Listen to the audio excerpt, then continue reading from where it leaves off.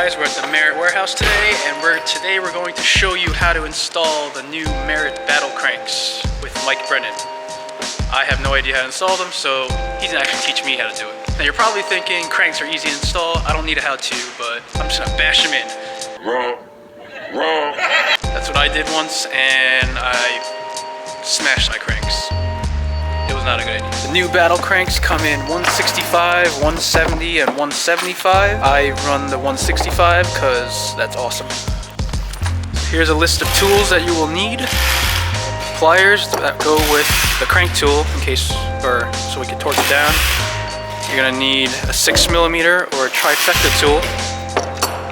You're gonna need grease and possibly a rubber mallet. We'll see. Mike's gonna actually install a new bottom bracket too, so we're gonna watch him do that real quick. New bottom bracket's always good with new pair of cranks. Everything's gonna be nice and smooth, run good. So pop the bearings in before we get started, and then we can start putting the cranks together and everything. I'm gonna start with the cranks now. I'm gonna put the first arm on the spindle. Since I run my sprocket on the right side, I usually do the right arm first. That way I can pop the sprocket on before I do anything else. Find the arm with the R, get some grease. Get a little grease out.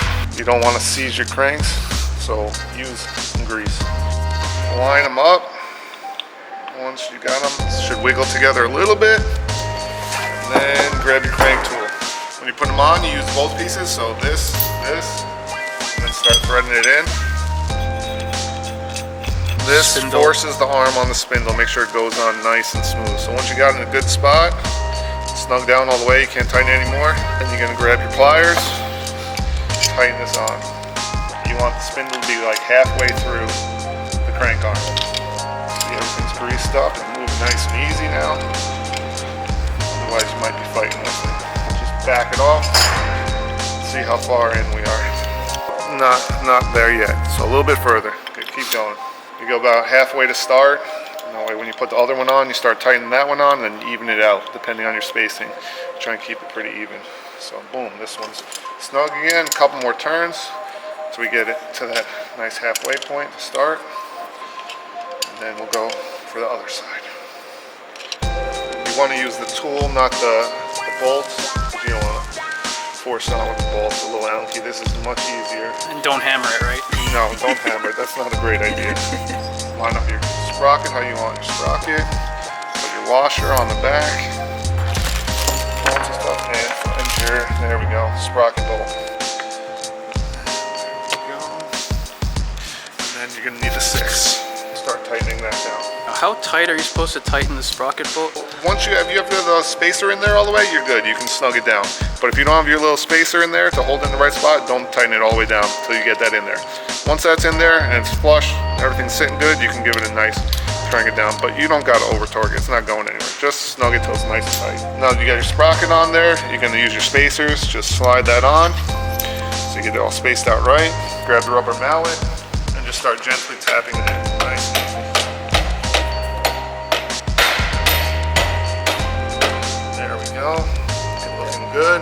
All right, now you want to grab your left arm and make sure you get your spacers with it. You got to put the spacers on the spindle first before you put your crank arm on. Otherwise, you're going to have to pull it right back off and do it over. Get your spacers in and check it. Looking like we're going to be all right, so that's what I usually run. I think we'll be good. Let's put some grease on the spindle. Now make sure you line this up right because you don't want to do this wrong. Try and line it up. Wiggle it on. It should go on. Make sure you're not off the spline. Once you pop it on, stand back a little. Make sure you're not messing everything up. Looks to be pretty good. Grab the crank tool again. Grab the pliers and start tightening it down. Once you got it on there a little bit, that's what I like to do to make sure I didn't mess up. I'll tap the whole thing in so where it's sitting against the spacer right. And just check your frame. Make sure you're not making a big mistake. Spacing's good. Crank's only on there a little bit. If you gotta take it off, now would be the time to take it off.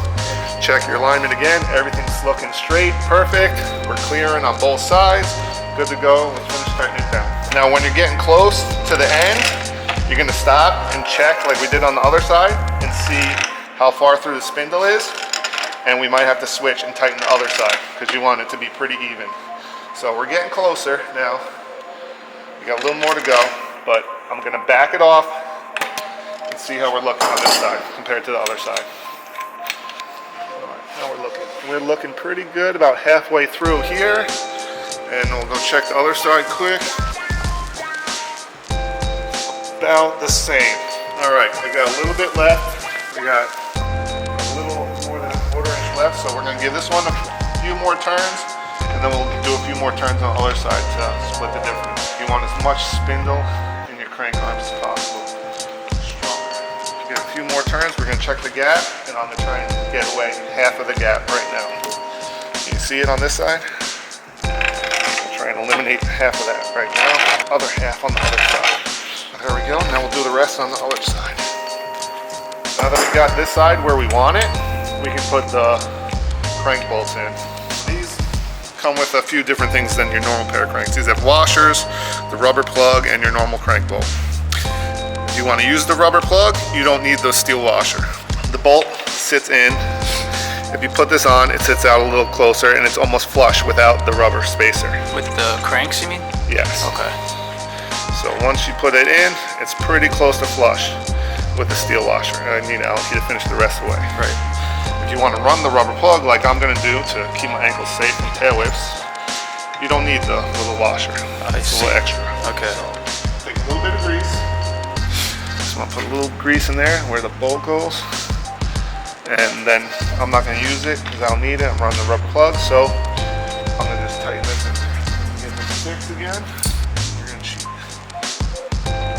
How tight should you tighten this? Right now you don't want to tighten it too tight. Tighten it until it stops, because if you tighten it too much, we're going to be pulling the crank over. So there we go. Stop. And we don't want any more. We're going to be pulling it over too much. So we're going to line up. It's got a little tab. The little tab goes in the little tab on the crank arm, and just give it a little tap. You just pop it in. There we go. Nice and flush now. Once you got the rubber plug in there and all nice, this side's done. You can flip over and do the rest from the other side. So I'm just gonna switch the bike in the stand quick. All right, now we're back to the other side. We're gonna use the crank tool again to finish it, get the rest away in there. Still got a little gap in there, little washers moving around. So snug this guy back up and just grab the pliers again. And you're gonna tighten it down the rest of the way. And we're good. So crank tool out. Again, I don't need the steel washer because I'm running the rubber plug, so we'll grab the bolt and the rubber plug. We get a little grease again. So the bolt sits in there nice. Just hop that in. Let's tighten this down. So if I'm trying to kickflip, should I tighten it a little less? Yeah, see, not cranking it all down the way. But you can, if you tighten it too much, just loosen one side, a little tap with a rubber mallet from the back end, you can loosen up. There we go, snug that down. Once that's in there, just give it a nice little turn so it's snugged up. The other side's already tight. Again, with the little rubber washer, line up the little tab, and just give it a couple little taps. There we go, now it's flush. Keep your ankles safe. And while I'm at it, new cranks, so might as well toss on some new pedals. Fresh pair of P1 pedals, and just gonna thread them in.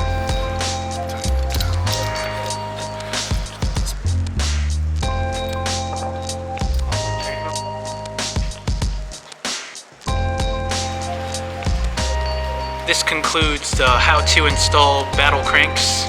If you have any questions about anything involving the cranks or how to install them, leave a comment below. Or you have any problems, go ahead and email us at info@merrittbmx.com, or you can go to www.merrittbmx.com, or you can go to our Instagram, or you can also message us on Facebook, which is Merritt BMX. I appreciate it. Thanks for the support. Have a great day.